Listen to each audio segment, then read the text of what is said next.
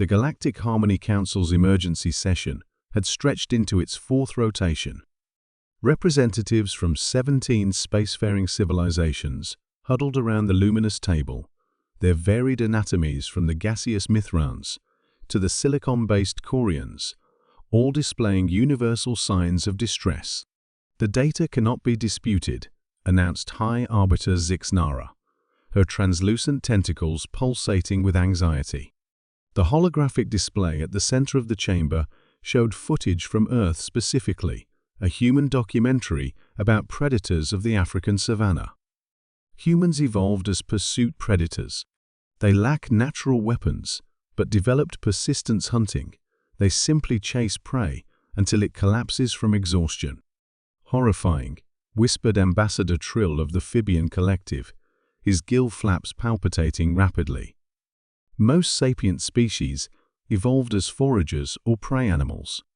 The psychological implications of a predatory intelligence are concerning. The Council had discovered Earth only 27 cycles ago. Initial observations had been conducted discreetly through orbital satellites and embedded anthropological teams disguised as humans. What they found had shocked the galactic community. Humans were the only known spacefaring species to evolve from apex predators.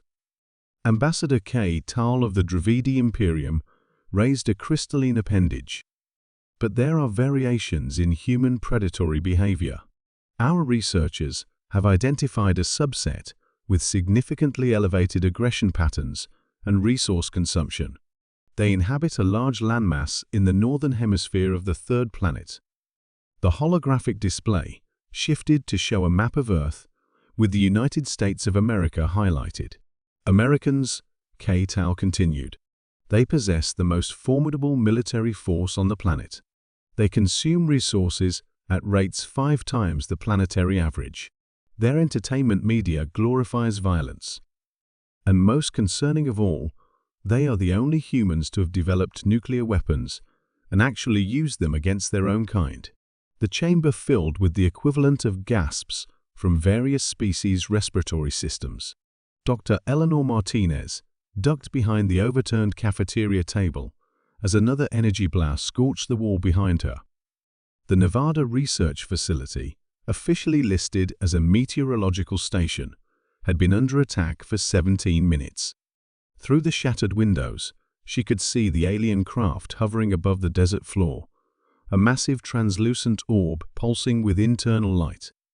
"Dr. Martinez." Captain James Wilson slid across the floor to her position, his service pistol clutched in one hand, a satellite phone in the other. "Pentagon confirms hostiles at 6 other locations across the country. All military installations. They're hitting us hard." Eleanor wiped blood from a cut on her forehead. "This doesn't make sense. The Harmony Council has been peaceful in all our interactions. Why attack now?" "Ma'am, with all due respect, that doesn't matter right now. What matters is I've got a team of Marines 8 minutes out, and I need you to tell me everything you know about their tech vulnerabilities." Eleanor had been Earth's primary xenobiologist liaison with the Galactic Harmony Council for the past 3 years. What had begun as cautious diplomatic exchanges had seemed promising until today.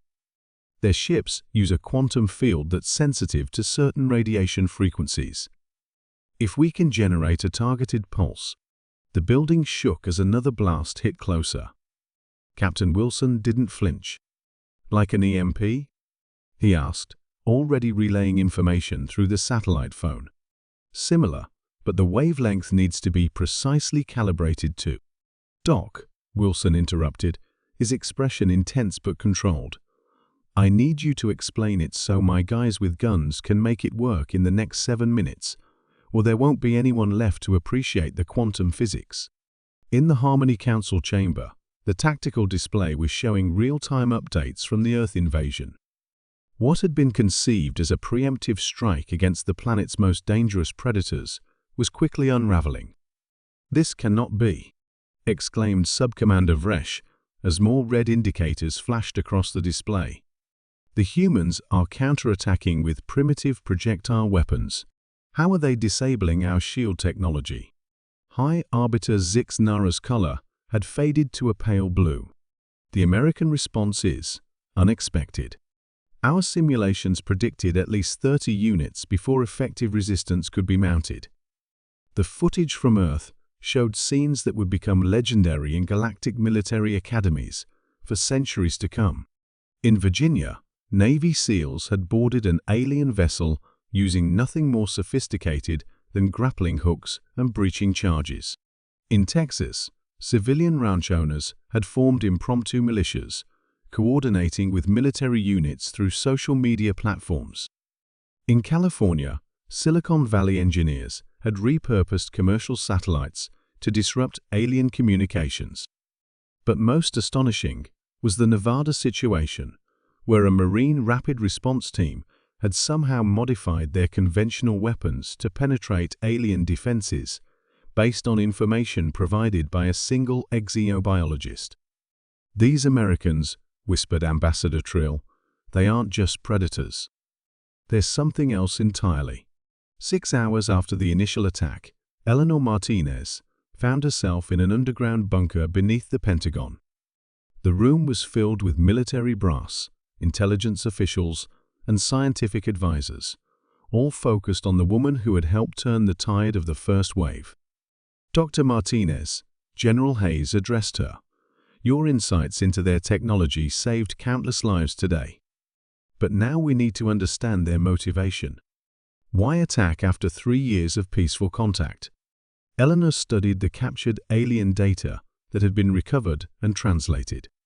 "They're afraid of us specifically, afraid of Americans.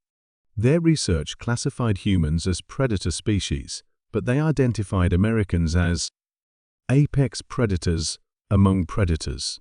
They launched a preemptive strike out of fear." The Secretary of Defense leaned forward. "So they shot first because they were scared?" "Yes," Eleanor confirmed. "Their civilizations evolved from prey species or peaceful foragers. The concept of a predatory intelligence is terrifying to them. And Americans, with our military power, resource consumption, and historical use of nuclear weapons, we're their worst nightmare." The room fell silent as the implications sank in. Finally, the President's National Security Advisor spoke up. "So what do we do now? Continue the counterattack? Their technology is advanced, but we've proven we can fight back." Eleanor shook her head. "Fighting will only confirm their fears. We need to show them something they don't expect from predators, Mercy." General Hayes raised an eyebrow. "You want us to stand down after they attacked us unprovoked?" "I want us to demonstrate that being apex predators has taught us something they don't understand yet," Eleanor replied. "The most dangerous predators know when not to kill. Ecological balance, sustainable hunting, conservation.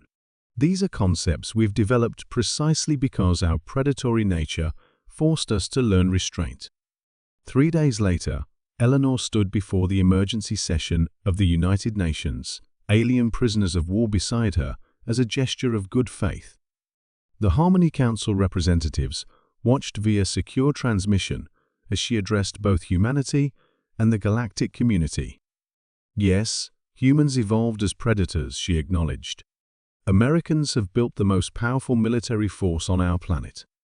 But the true measure of power isn't the ability to destroy, it's the wisdom to choose peace when war is an option." The aliens watched in confusion as the Americans, whom they had feared as the most dangerous creatures in known space, outlined a peace proposal instead of terms of surrender. "We could continue this conflict," Eleanor concluded, "and history suggests we might even win it. But as Americans, as humans, we've learned that the true apex predator knows when to show mercy.